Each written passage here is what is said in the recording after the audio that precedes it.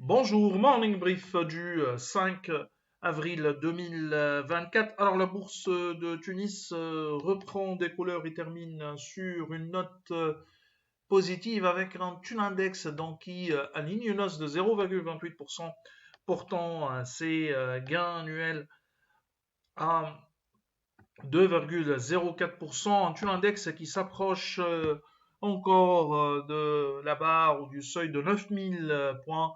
Rappelons que c'était le 31 juillet dernière fois où le principal indice de la bourse de Tunis se négociait ou s'est traité au-dessus de 9000 points dans des volumes qui sont en amélioration, à plus de 7 282 000 dinars échangés sur le marché central, où Tijari Bank était le titre le plus actif avec un volume de 3 406 000 dinars, 2 285 000 dinars échangés sur TLF, et MN Bank était parmi les titres les plus actifs avec un volume de 183 000 dinars. Pour ce qui est des principaux écarts de la journée, on a BH Bank qui avait annoncé un dividende surprise la veille, manque de 5,95%, 5,06% de hausse pour STB.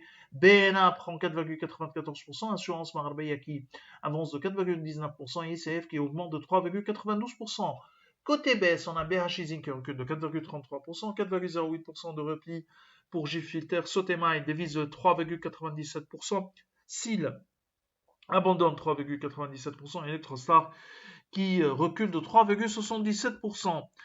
Alors, on a Tijari Bank qui annonce des résultats 2023 supérieurs à nos attentes. Résultat net part du groupe 2023 qui a augmenté de 15,1% à 225 896 000 dinars contre 215 millions de dinars attendus par Alpha Mena. Pour rappel, le PNB consolidé a enregistré une croissance de 4,2% à 692 195 000 dinars.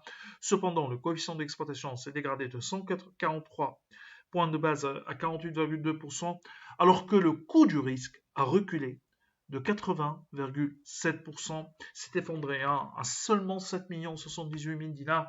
Tijari Bank augmente encore son dividende de 4 dinars au titre de l'exercice 2022 à 4,5 dinars par action, un rendement de 8,7%. C'est pas le plus important puisque BH est un rendement plus élevé, mais toujours au-dessus de 8% de rendement pour la filiale du groupe bancaire marocain Tijari Wafa Bank. Notre modèle sera actualisé dans les prochains jours. On a également UB qui a publié des résultats inférieurs à légèrement supérieurs à nos attentes, mais un résultat net part du groupe en repli de 5,7%, 124 983 000 dinars. Nous, on était à 115 millions de dinars pour l'UUB. La hausse de 6% du PNB consolidé à 522 981 000 dinars a été en grande partie absorbée par l'augmentation du coût du risque, plus 37,7% à 49 19 000 dinars contre 60 700 000 dinars